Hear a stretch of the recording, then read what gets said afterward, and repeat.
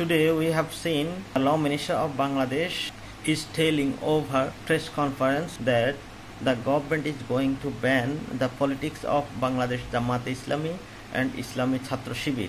So far as the banning of political party is concerned, I think banning of political party is not a right decision. Reasons are that banning political party is unlawful in the eye of law and the natural justice. Article 38 of the Constitution of Bangladesh guarantees the freedom of association. Every person has the right to form any association and join any association. So, such right is guaranteed under the Constitution of the People's Republic of Bangladesh. Though there are some restrictions in such freedom of association, the state may impose restriction on any person to form or join any political party which are formed to destroy religious harmony or which was formed for creating the discrimination on the ground of sex, religion, caste or place of birth, or which is formed to create militancy against the state, or the objective of that organization is inconsistent with the Constitution of Bangladesh. The formation of religion-based political party doesn't mean the political party that destroy the religious harmony, because under Article 41 of the Constitution of Bangladesh, freedom of religion is guaranteed and every person has the right to exercise his religion. And Article 2A of the Constitution also declares Islam as the state religion. So, the political party based on religion is not per se illegal. If that political party destroys the religious harmony, is illegal under the Constitution. Whether Jamaat-e-Islami or Islami Chhatra Shibir destroyed religious harmony is not proven by a competent court, or whether this organization has been created to create militancy against the state is not proven. It is also not proven by the competent court whether the objective of that organization is inconsistent with the Constitution of Bangladesh. The legal regime of Bangladesh is that any person can join or form a political party. Every political party has separate ideology, objective and goal. The political parties participate in the democratic election and the winner of majority vote is said to be elected and they can form the government. If that political party gains the 2/3 majority vote of the people, can even amend the constitution, change the constitution and also reflect their ideology in the constitution by amendment. So in this way the opinion, will and support of the people is reflected in the constitution by the process of amendment. This is the flexible and transformational feature of the Constitution of Bangladesh, and this is the mechanism of reflecting the people's support and will in the constitutional process of the country. So, in this democratic feature of the constitution and the country, there is no place of banning the political party. Rather, the inclusion of political party is encouraged in the constitution. If the banning of the political party is recognized, admitted or encouraged in the constitutional process of Bangladesh, there would have no necessity or use of democratic process, election or formation of party to form the government or to amend the constitution, or there is no necessity or use of freedom of association or freedom of expression or freedom of religion. All becomes meaningless if banning of political party is recognized in the legal regime of Bangladesh. Therefore, banning of political party directly strikes the basic feature of the constitution of democratic process of the country.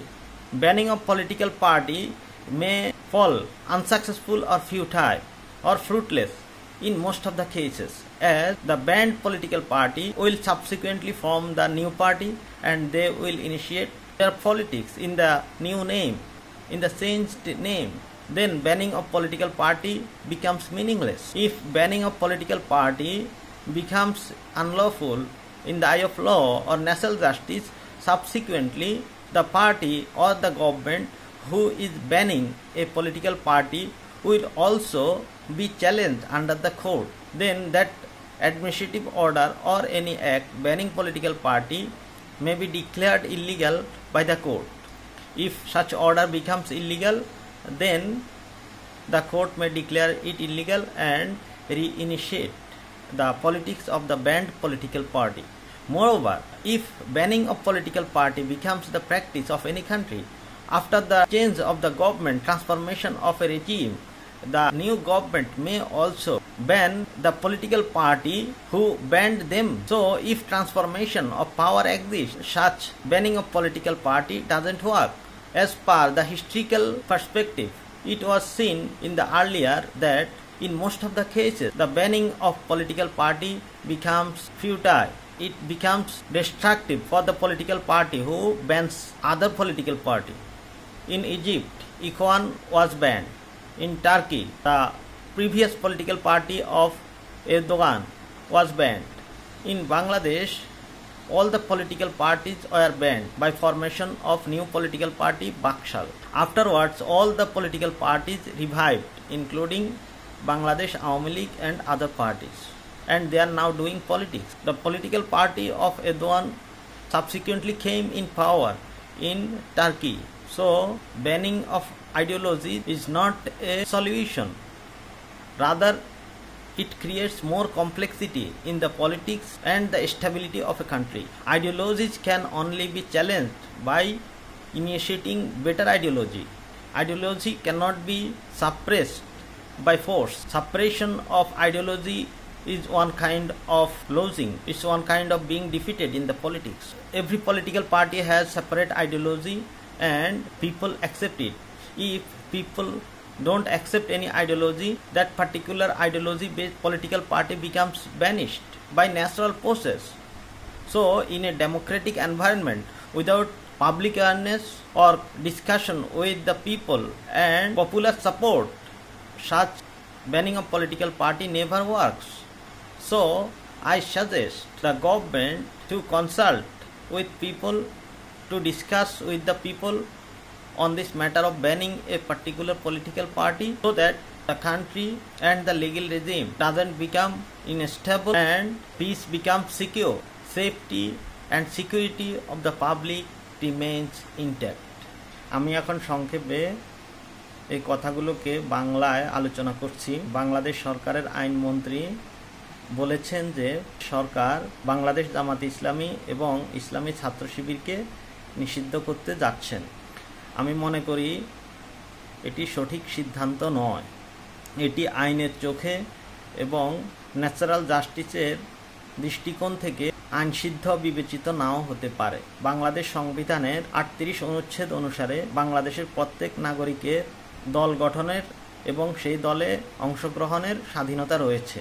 তবে সেই দল গঠন এবং দলে অংশগ্রহণের ক্ষেত্রে কতগুলো শর্ত ৩৮ অনুচ্ছেদে দেয়া আছে। সেখানে বলা হয়েছে, যদি ধর্মীয় সম্প্রীতি নষ্ট করা বা ধর্ম, বর্ণ, জন্মস্থান ইত্যাদির ভিত্তিতে বৈষম্য সৃষ্টি করার উদ্দেশ্যে অথবা সন্ত্রাসী কার্যকলাপ করার উদ্দেশ্যে কোনো দল গঠন করা হয়, অথবা বাংলাদেশ সংবিধানের সাথে অসামঞ্জস্যপূর্ণ যদি কোনো দলের লক্ষ্য উদ্দেশ্য হয়, তাহলে ওই দলে কোনো ব্যক্তি অংশগ্রহণ করতে পারবে না বা ওই দল গঠন করতে পারবে না। বাংলাদেশ জামাতে ইসলামী বা ইসলামী ছাত্র শিবির এই কতগুলো শর্তের অধীনে ধর্মীয় সম্প্রীতি নষ্ট করতেছে কিনা বা কোনো সন্ত্রাসী কার্যকলাপের উদ্দেশ্যে গঠিত হয়েছে কিনা, অথবা বাংলাদেশ সংবিধানের সাথে সামঞ্জস্যপূর্ণ নয় এরকম তাদের লক্ষ্য উদ্দেশ্য কিনা, সেটি বাংলাদেশের কোনো আদালত দ্বারা এখনও প্রমাণিত হয়নি। তাই এটি কতটুকু আইনসঙ্গত হবে সেটি এখনও পরিষ্কার নয়।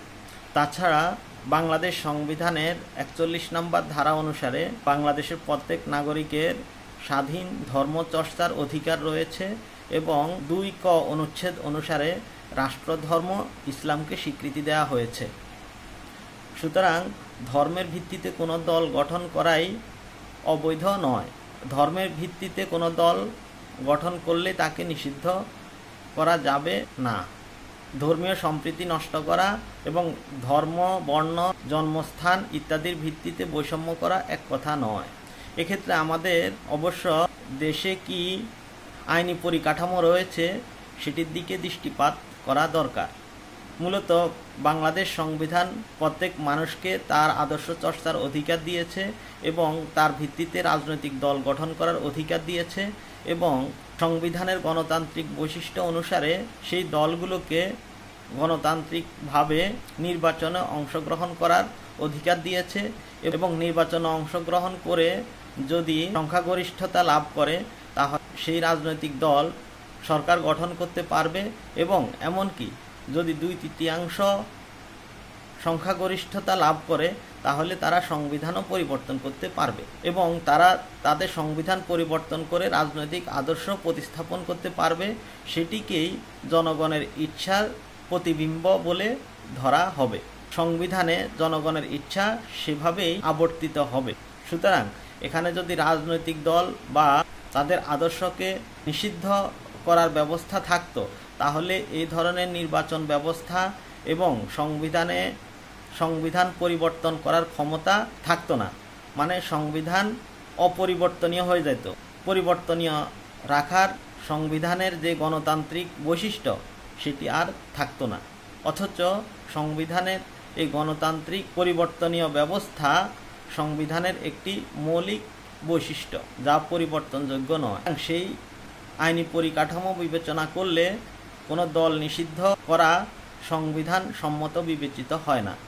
কোনো দল নিষিদ্ধ করলে দেশে অস্থিতিশীলতা, অরাজকতা দেখা দিতে পারে। তাছাড়া রাজনৈতিক দল নিষিদ্ধ করা অধিকাংশ ক্ষেত্রেই ব্যর্থতায় পর্যবসিত হয়, কারণ ওই নিষিদ্ধ দল পরবর্তীতে আবার নতুন দল গঠন করে তারা তাদের রাজনৈতিক চর্চা শুরু করবে।